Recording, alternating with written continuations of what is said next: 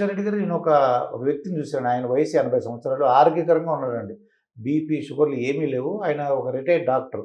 80 సంవత్సరాలు ఒక ఆశ్రమంలో ఉంటున్నాడండి. అంటే ఓల్డ్ ఏజ్ హోమ్‌లో ఉంటున్నారు. 1,50,000 వస్తుందండి ఆయనకి. ఇది మంత్లీ పెన్షన్. 1,50,000 పెన్షన్ అంటే ఆయన ఆస్తి అమ్మేసి ఎల్ఐసి ద్వారా తీసుకుంటున్నాడనమాట. 1,50,000 ఆయన పెట్టిన కండిషన్ ఏంటంటే ఓన్ హౌస్ ఉండాలంటున్నాడండి. సొంత ఇల్లు ఉండాలి. ఎవరైతే లేడీ వస్తున్నారో, ఆడ మనిషి వస్తున్నారో ఆ మహిళకి సొంత ఇల్లు ఉండాలి. అదేంటని అడిగానండి. లేదంటే అద్దె ఇల్లు అనుకుంటే ఏమైనా చేయడానికి అవకాశం ఉందండి. సొంత ఇల్లు అయితే అలా చేయరని ఒక నమ్మకం అండి ఆయన. ఇలాంటివన్నీ మూఢనమ్మకాలే తప్ప మరొకటి లేదు సార్. చేయదలుచుకున్నవాడు సొంత ఇంట్లో చేస్తారా, అద్దెంట్లో చేస్తారా, లేకపోతే హోటల్లో చేస్తారా? అంటే ఒకటి ఆ 1,00,000 అతను బతుకున్నంత కాలం వస్తుంది 1,50,000. ఇంకా అతను చంపడానికి అవకాశం లేదులేండి. అతను బతికి అంటే అది బంగారు బాతుకుంటుంది కదండి, అదే స్టోరీ. ఆయన బతికి ఉన్నంతకాలం 1,50,000 వస్తుంది. అందరూ చంపుతారని కూడా అనుకోవడం కూడా కరెక్ట్ కాదండి. ఎక్కడో 1-2 కేసులు ఇట్లా జరిగే అవకాశాలు ఉంటాయి. కానీ ఎందుకంటే ఎవరికైనా జీవితం అంటే చాలా తీపే ఉంటుందండి. రెండోది వాళ్ళు ఏదైనా ఒక నేరం చేశాడు, నేరం చేసి ఎంత దూరం పోతారు, ఎక్కడ దాకా పోతారు? ఖచ్చితంగా పట్టుబడాల్సిందే కదా. ఇవాళ మనం చూస్తున్నాం కదా, 100కి 99 కేసులు పట్టుబడాల్సిందే. ఆ 1% కేసులు కూడా 10 ఏళ్ళు తప్పించుకోవచ్చు, 25 ఏళ్ళు తప్పించుకోవచ్చు, 30 ఏళ్ళకైనా దొరికిపోవాల్సిందే. ఒకవేళ బతికిన 30 ఏళ్ళు ఒక దొంగలాగా బతకాల్సిందే, ఎవరికి కనిపించకుండా, ఎక్కడో దూరంగా తన పేరు చెప్పుకోవడానికి కానీ, తన ఊరు చెప్పుకోవడానికి కానీ ఏమి చెప్పకుండా దొంగలాగా బతకడమే కదా. దొంగ బతుకు బతికేలా అవుతుంది. కాబట్టి నిర్భయంగా బతకాలి, చక్కగా జీవించాలి. సమాజంలో మనం కూడా ఒక మంచి పేరుతో, లేకపోతే పలాని వాళ్ళని చూసి నేర్చుకోలేనట్టుగా ఉండాలి. సమాజానికి మనం ఏదైనా సందేశం ఇవ్వాలనుకుంటే తప్పనిసరిగా మనం ఇలాంటి తప్పుడు పనులు చేయడానికి ఎవరు సిద్ధపడరు. కొద్ది పర్సెంటేజ్ ఉన్నాయి డెఫినెట్గా మనం చూస్తున్నాం. మనం ఈ రోజుల్లో వార్తల్లో చూస్తున్నాం. ఈ మధ్య కొంచెం పెరిగాయి కూడా, దాని సంఖ్య పెరిగాయి కూడా. దానికి కారణం రెండు వైపులా ఉంటుంది అంటున్నాను. ఒకవైపే కాదు, రెండో వైపు కూడా ఉంటుంది. నాణ్యానికి రెండో వైపు కూడా చూడాల్సి ఉంటుంది. మనం ఎదుటి మనిషికి ఇవ్వాల్సిన విలువ సరిగ్గా ఇచ్చి, వాళ్ళని కూడా మనుషుల్లాగా గుర్తించి, వాళ్ళకు ఒక మనసు ఉంటుందని తెలుసుకొని, వాళ్ళకు కూడా చిన్న చిన్న కోరికలు ఉంటాయి, ఆ కోరికలు తెలుసుకొని వాటిని మనం తీర్చడానికి ప్రయత్నం చేస్తే ప్రాబ్లం లేదు. అదే పేరాశలు ఉన్నాయనుకోండి, వాళ్ళు కూర్చోబెట్టి చెప్పాలి, నా దగ్గర అంత శక్తి లేదు. ఒకవేళ మనం తొందరపడి ఇవన్నీ కూడా మనం కొనేసుకొని డబ్బంతా దీన్ని తగలేసుకుంటే జీవితం చివరి దాకా మనం సంతోషంగా బతకలేము. కాబట్టి మన జీవితం కోసం దీన్ని పెట్టుకున్నాం, దీన్ని ఇలా ఖర్చు పెట్టుకుంటే మనం అడుగు తినాల్సిన పరిస్థితి ఏర్పడుతుంది, రోడ్డు మీద పడాల్సిన పరిస్థితి ఏర్పడుతుంది. అర్థమయ్యేటట్టుగా చెప్పాలి. ఇది చెప్పినప్పుడు ఈ సమస్యలు తగ్గుతాయి. సార్, కృష్ణారెడ్డి గారు మీకు ఈ సంస్థ పెట్టి 8 సంవత్సరాలు ఏదన్నారు, ప్రముఖులు ఎవరు మీకు ప్రశ్నించిన సంఘటనలు కానీ, సంతోషం కలిగిన సంఘటనలు? అంటే ఏదో పెళ్లి చేసుకుంటారండి వాళ్ళు అనుకోని విధంగా. ఉదాహరణకి నేను ఒక 75 ఏళ్ళ మహిళ వచ్చిందండి. ఒక 75 ఏళ్ళు ఉంటాయి ఆవిడకి. ఈవిడ పెళ్ళి ఏంటి అనుకునేసరికి నిజంగా ఆవిడ సెట్ అయిందండి. నేను ఆశ్చర్యపోయాను. 75 ఏళ్ళు ఆవిడకి, ఆయనకేమో 80 ఏళ్ళు. ఇద్దరు ఆరోగ్యంగానే ఉన్నారండి. ఇద్దరు గవర్నమెంట్ ఆఫీసర్స్ వాళ్ళు ఇద్దరు. ఏంటి అసలు నేను చూసి వెంటనే ఈవిడ పెళ్ళి ఏంటి అనుకున్నాను. ఒక 2 నెలలు 3 నెలల సరికి 80 ఏళ్ళు అతను వచ్చాడు. ఇద్దరు కూడా పెళ్లి చేసుకున్నారండి. అది నేను చూశాను, ఆ ఇంటర్వ్యూ చేశాను మాట. నేను చాలా ఆశ్చర్యంగా ఉంది. అలాగా మీకు సంతోషం కలిగిన సంఘటనలు అంటే దీంట్లో ప్రతి నెల నేను 3వ ఆదివారం నాడు సహజంగా అటెండ్ అవుతానండి. 99% అటెండ్ అవుతాను. 1% అటెండ్ కాకపోతే వేరే వాళ్ళని పంపిస్తాను. నేను వెళ్ళినప్పుడల్లా వాళ్ళకి చెప్తుంటాను, వాళ్ళ మంచి చెడులని తెలుసుకోవడానికి ప్రయత్నం చేస్తుంటాను. తర్వాత వాళ్ళ ఆఫీస్కి వస్తారు, డిసైడ్ చేసుకున్న వాళ్ళ ఆఫీస్కి వస్తారు. ఆఫీస్లో మాట్లాడుతుంటాం మనం. వాళ్ళని వీలైనంత వరకు వాళ్ళలో నిజాయితీ ఉందా లేదని తెలుసుకోవడానికి ప్రయత్నం చేస్తాను నేను. తర్వాత కలిసేది తాత్కాలికంగా కలగబోతున్నారా, శాశ్వతంగా ఉండడానికి కలగబోతున్నా అనే విషయాన్ని నేను ఇంటర్వ్యూ ద్వారా బయటపెట్టుకునే ప్రయత్నం చేస్తాను. వాడితో మాట్లాడతాను నేను. వాడితో మాట్లాడి ప్రశ్నలు వేస్తాను. ప్రశ్న రూపంలో విషయాలని తెలుసుకునే ప్రయత్నం చేస్తాను.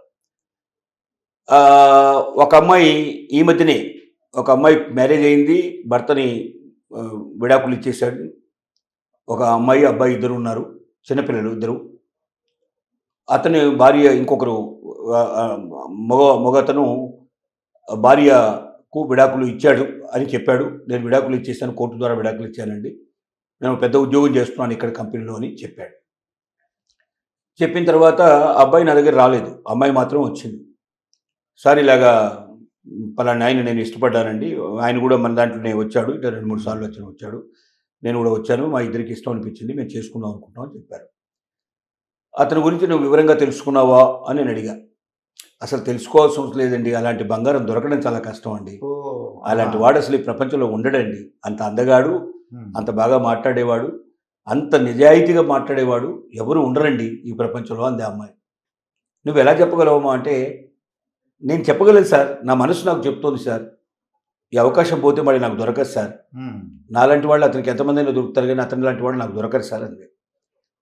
నువ్వు తొందరపడకమ్మా, తెలుసుకున్నావు. అసలు అతను ఏమేమి చెప్పాడు నీకు చెప్పు అని అంటే, ఇగో ఇక్కడ అతనికి స్టూడియో ఉందని చెప్పాడండి, ఇక్కడ అతను ఈ కంపెనీలో పనిచేస్తున్నా అని చెప్పాడండి ఇదని చెప్పింది. నువ్వు ఎప్పుడైనా వెళ్ళి చూసావా అంటే, ఆ స్టూడియో నేను బయట నుంచి చూశానండి అంది. ఆ స్టూడియో అతనిదేనా, ఓనేనా అతనిది అంటే ఓన్ అని చెప్పాడండి అంది. ఈ పక్కనే కదా, దగ్గరలోనే ఉంది కదా, నువ్వు ఒకసారి వెళ్ళి, ఇంకో ఫ్రెండ్ వచ్చింది ఆమె వెంట, ఒకసారి వెళ్ళి కనుక్కోండి అమ్మ, తప్పులేదు కదా. ఎందుకంటే నువ్వు నీ పిల్లలు అతను చదివించి పెద్దవాళ్ళని చేసి పెళ్లి చేస్తారనే బాధ్యత తీసుకుంటా అంటున్నాడు. అసలు అంత శక్తి అతని దగ్గర ఉందా లేదా? అది లేకపోతే రేపు పొద్దున్న నువ్వు పెట్టుకున్నట్టు ఆశలని నెరవేరవు. మీ ఇద్దరి మధ్య డిఫరెన్స్ చేస్తే విడిపోవడానికి అవకాశాలు చాలా తొందరగా ఉంటాయి. రెండోది, అతను గవర్నమెంట్ ఉద్యోగం, ఒక మంచి కంపెనీలో పెద్ద ఉద్యోగం చేస్తానంటున్నాడు. అది నిజమా కాదని తెలుసుకున్నావా? ఇలాంటి మా దగ్గరికి చాలా వస్తాయి కేసులు, వాస్తవం తెలుసుకోమని చెప్పారు. ఆ అమ్మాయి అసలు తెలుసుకోవడానికే ఇష్టపడలేదు నిజం చెప్పాలంటే. కానీ నేను బలవంతం చేసి, ఈ ఎంట వచ్చిన ఇంకొక అమ్మాయి, నాకు మొదటి నుంచి మన దగ్గరికి వస్తున్న అమ్మాయి, తెలిసిన అమ్మాయి, ఆ అమ్మాయితో చెప్పి ఇద్దరు కలిసి వెళ్ళండి అమ్మ, ముందు స్టూడియోకి వెళ్ళండి, స్టూడియో అతనిదో కాదో తెలుసుకోండి, అలాగే ఆ కంపెనీకి కూడా వెళ్ళండి, ఒకసారి తెలుసుకోండి, అతని కంపెనీలో పనిచేస్తున్నాడా, పర్మనెంట్ ఎంప్లాయా, అతని శాలరీ ఎంత వస్తుంది, ఈ విషయాలు మీరు అక్కడ ఉన్న హెచ్ఆర్ దగ్గరికి వెళ్ళి మీరు మాట్లాడితే సరిపోతుంది. అతన్ని పిలవాల్సిన అవసరం కూడా లేదు. హెచ్ఆర్ దగ్గర వివరాలు కనుక్కుంటే తెలుస్తాయమ్మా. మీరు వెళ్ళి బయట నుంచి ఇన్ఫర్మేషన్ మీరు పర్మిషన్ తీసుకొని లోపలికి వెళ్ళండి, అవసరమైతే నాకు చెప్పండి, నేను ఫోన్లో మాట్లాడతాను, వాళ్ళకి పర్మిషన్ ఇచ్చేట్టుగా ఏర్పాటు చేస్తానని చెప్పాను. వాళ్ళు ఆ కంపెనీకి వస్తారని చెప్పంగానే అతను నాకు ఈ సంబంధం అక్కర్లేదు అని చెప్పేశాడు. అంటే అక్కడ దొంగోడు అది. అయినా వీళ్ళు వెళ్ళారు, అయినా ఏంటో తెలుసుకోవడానికి వెళ్ళారు. వెళ్తే అసలు అక్కడ అతను ఎప్పుడో ఒకసారి టెంపరవరీగా ఒకరోజు ఆ రోజు ఏదైనా పని ఉంటే పిలుస్తారు అతన్ని, క్యాజువల్గా వెళ్ళి పనిచేసి వచ్చేవాడు. అతను ఎంప్లాయీ కాడు అక్కడ, అవుట్ సోర్సింగ్ లాగా వెళ్ళి వస్తుంటాడు, అంతే తప్ప వర్క్ ఉంటుంది అక్కడికి. అతనికి దానికి ఏ సంబంధం లేదు, అది అంతా బోగసే వ్యవహారం అని బయటపడింది.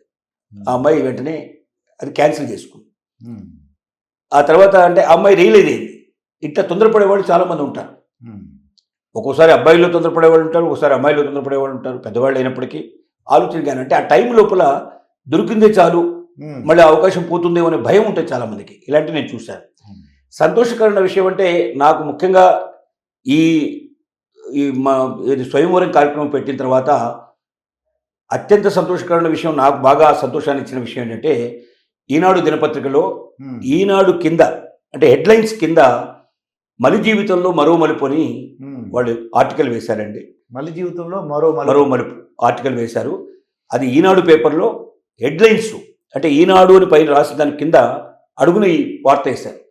ఇది చాలా కష్టంతో కూడుకున్న పని. ఈనాడు లాంటి ప్రముఖ సంస్థ, గొప్ప సంస్థ అలాగా ఒక ఒక ప్రచురితం చేయాలంటే డబ్బులకి ఎంతో తెలుసంటే 5 లక్షలు 6 లక్షలు తీసుకుంటారండి.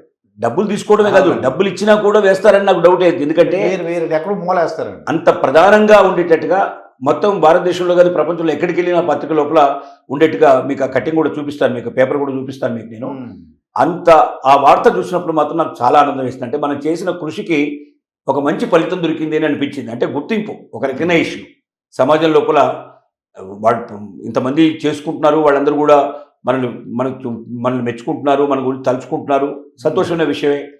కానీ దాంతోపాటుగా ప్రపంచాన్ని కూడా తెలిసేటట్టుగా ఒక అవకాశం ఒక దినపత్రిక కల్పించింది అంటే మీడియా ద్వారా అది ఒక గొప్ప బహుమతి కింద నేను భావించాను. చాలా ఆనందకరమైన సంఘటన అండి అది. చాలా సంతోషించగలను. అలా బాధ ఏమైనా కలిగిన బాగా ఇలా జరిగింది ఏంటి పాపం అని బాధ కలిగేటువంటి విషయాల లోపల ఒక్కోసారి ఏంటంటే అదే ఇక్కడికి వచ్చిన తర్వాత కొంతమంది ఒక అమ్మాయి విషయంలో ఏం జరిగిందంటే, ఇద్దరు అతను ఇక్కడికి వచ్చాడు, అది 83 ఏళ్ల వయసులో ఉన్న వ్యక్తి అండి. ఆవిడకి సుమారుగా ఒక 55 సంవత్సరాల పాటు 55-58 ఏళ్ళు ఉంటాయి ఆమెకి. 55-57 ఇయర్స్ ఉంటాయి, 58 ఇయర్స్. వాళ్ళు ఇక్కడ కలుసుకున్నారు. తర్వాత వాళ్ళు ఆమెను ఇంటికి పిలిచాడు. తర్వాత మాట్లాడుకున్నారు, నా దగ్గరకు వచ్చారు, ఇద్దరు వచ్చారు. వచ్చినప్పుడు ఈమె ఏం కూడిందంటే, అతనికి పెద్ద బిల్డింగ్ ఉందండి, ఆ బిల్డింగ్లో కనీసం ఒక పోర్షను ఏదైనా నా పేరు మీద రిజిస్ట్రేషన్ చేస్తే లేదా ఇద్దరి పేరు మీద జాయింట్గా రిజిస్ట్రేషన్ చేస్తే నేను సంతోషపడతాను, జీవితాంతం నాకు ఇక ఇబ్బంది లేకుండా ఉంటుంది అని ఈవిడ వెలిబుచ్చింది. అతనితో నేను అదే చెప్పాను, ఆవిడ అలా కోరుతుంది కదా, మరి ఆ రకంగా చేయండి, ఇద్దరి పేరు మీద రిజిస్ట్రేషన్ చేయండి, జాయింట్ రిజిస్ట్రేషన్ చేసుకోండి. ఆవిడ ఒక్క పేరు మీద అక్కర్లా, మీ ఇద్దరి పేరు మీద ఆ పోర్షన్ వరకు ఇద్దరు రిజిస్ట్రేషన్ చేసుకోండి, కింద గ్రౌండ్ ఫ్లోర్ ఉందంటున్నారు కదా, గ్రౌండ్ ఫ్లోర్ మీరు చేసుకోండి సరిపోతుంది కానీ నేను చెప్పాను. మిగతా ఫ్లోర్లన్నీ మీ పిల్లలకి ఇచ్చేసుకోండి, ఎవరికైనా ఇచ్చేసుకోండి, దానికి ఇబ్బంది ఏం లేదు. ఆమె కూడా ఏం కోరడం లేదు, అది ఆ ఒక్క పోర్షన్ అడుగుతోంది. మీ తదనంతరం ఆ పోర్షన్లో ఆవిడ కనీసం రెంట్ అన్నా వస్తుంది, ఆవిడ ఒక రూమ్లో ఉండి మిగతా పోర్షన్ రెంట్కి ఇచ్చుకుంటే ఆవిడ బతకగలుగుతుంది, పరిస్థితి ఏర్పడుతుంది. ఆవిడ మిమ్మల్ని నమ్ముకొని వస్తుంది కాబట్టి ఇది బాగుంది, న్యాయంగా ఉంది. బట్ ఏంటంటే మా పిల్లలు రావడానికి టైం ఉందండి, వాళ్ళు ఇక్కడ లేరు, వాళ్ళు ఎక్కడో విదేశాల్లో ఉన్నారు, వాళ్ళు రావడానికి ఒక 3 నెలలు 4 నెలలు టైం పడుతుంది, 4 months తర్వాత వాళ్ళు వస్తారు, వచ్చిన తర్వాత నేను చేస్తానండి అన్నాడు. అంటే నేను చెప్పాను, ఈ 4 నెలల పాటు మాత్రం మీరు దూరంగా ఉండండి, కలిసే ప్రయత్నాలు చేయకండి, మామూలుగా మాట్లాడుకోండి, బయట ఎక్కడైనా పార్కుల్లోనో ఎక్కడైనా కూర్చొని మాట్లాడుకోండి, ఎక్కడైనా బయటకు మాట్లాడుకోండి, కానీ ఇద్దరు కలిసి ఒకే చోట కలుసుకునే ప్రయత్నం, ఎక్కడన్నా ఇళ్లలో కలుసుకునే ప్రయత్నాలు చేయకండి. దాని పరిస్థితులు ఎలా ఉంటాయంటే వయసు ఎంత పెరిగినా ఒక్కోసారి ఆకర్షణ అనేది ఉంటుంది, తద్వారా మీ ఒకరికొకరు ఆ కోరికలు తీరిపోయిన తర్వాత ఆ ఆసక్తి తగ్గిపోవచ్చు, ఇదే రకమైన బలమైనటువంటి ఆలోచన మళ్ళీ ఉండకపోవచ్చు. ఇలాంటి కొన్ని సంఘటనలు నాకు తెలుసు కాబట్టి నేను చెప్తున్నాను అని చెప్పి నేను చెప్పేవాళ్ళకి. వినకుండా ఏం చేశారంటే ఇద్దరు కలుసుకున్నారు. అతను మ్యాక్సిమం ఈ అమ్మాయిని వాడేసుకున్నాడు, 2-3 సార్లు, ఒకసారి 2 సార్లు అమ్మాయిని వాడుకున్నాడు. వాడుకోవడం వల్ల ఏమైందంటే తర్వాత అతనికి ఆసక్తి తగ్గిపోయింది. అతని పని ఇది, అంటే మోజు తీరిపోయింది. అతను ఇలా చాలామందిని చేసినట్టుగా తర్వాత వార్తలు వచ్చాయి, తెలిసిన సంగతి. సరే తర్వాత ఏదో కంప్లైంట్ ఇచ్చాము, పోలీసు వాళ్ళు ఎంక్వైరీ చేశారు, జరిగింది, ఇదంతా జరిగింది అనుకోండి. కానీ ఇలాంటి సంఘటనలు నాకు చాలా బాధ కలిగించాయి. ఈ విషయం తర్వాత నేను అందరికీ అమ్మాయి పాపం వినలేదు, చెప్పాను, నేను చాలా క్లియర్గా చెప్పాను, వద్దు అని చెప్పాను. వయసు ఎలాంటిదైనా సరే మేము అనుకుంటాం, చాలామంది ఏంటంటే వయసులో ఉండే వాళ్ళకే కోరికలు మోజులు ఉంటాయని అనుకుంటాం, అది కాదు. అది ఎప్పుడైనా ఉండొచ్చు. తాత్కాలికంగా మనిషిలో ఉండేటువంటి శారీరకమైన వాంఛలు ఏ వయసులో అయినా సరే లేచే అవకాశం ఉంది. 83 ఏళ్ల వయసులో ఉండే అతను మరి ఆ అమ్మాయిని మభ్యపెట్టి తన కోరిక తీర్చుకున్నాడు. తీర్చుకున్న తర్వాత ఆసక్తి తగ్గిపోయింది. నేను రిజిస్ట్రేషన్ అట్లాంటి ఏం లేవు, నీకు ఇంట్రెస్ట్ ఉంటే ఊరికే వచ్చి ఉండు నాతో పాటుగా, అంత తప్ప నేను మ్యారేజ్ కూడా చేసుకోను, రెండో దశలో నీకు ఏవి రిజిస్ట్రేషన్ చేసే అవకాశం లేదు, ఇష్టమైతే రా, లేకపోతే లేదు తేల్చి చెప్పేసాడు. సో ఇలాంటి సంఘటనలు కూడా జరుగుతుంటాయి. ఇది చాలా బాధేసింది. అప్పటి నుంచి నేను చాలా స్ట్రిక్ట్గా, ఇంకా చాలా స్ట్రిక్ట్గా చెప్పడం జరుగుతుంది. ఇలాంటి సంఘటన జరుగుతుంది అని ప్రతిసారి వాళ్ళకి ఒక రిమార్క్ లాగా ఇలా జరిగే అవకాశాలు ఉన్నాయి.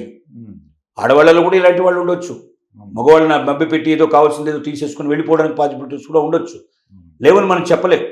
ఇప్పుడు మనం మామూలుగా ఫ్రెష్గా కలిసేటువంటి వాళ్ళు కూడా మొదటి సంబంధాల్లో కూడా ఇలాంటివి సంఘటనలు చాలా జరిగినట్టుగా మనం కట్నాలు తీసుకొని చివరి క్షణంలో పెళ్లి ఆపేసి వెళ్ళిపోయిన వాళ్ళు, పెళ్లి కన్నా ముందే ఇద్దరు కలిసి ఆ తర్వాత ఇంట్రెస్ట్ లేకుండా వెళ్ళిపోయినట్టు వాళ్ళు సంఘటనలు కావాల్సినవి కనపడుతున్నాయి మనకు. ఇదే సంఘటనలు ఇక్కడ రిపీట్ అవ్వడం అనేది నాకు చాలా బాధాకరం అనిపించింది. ఇది నేను మర్చిపోలేటువంటి సంఘటన, ఇది నాకు చాలా బాధ తెప్పించింది.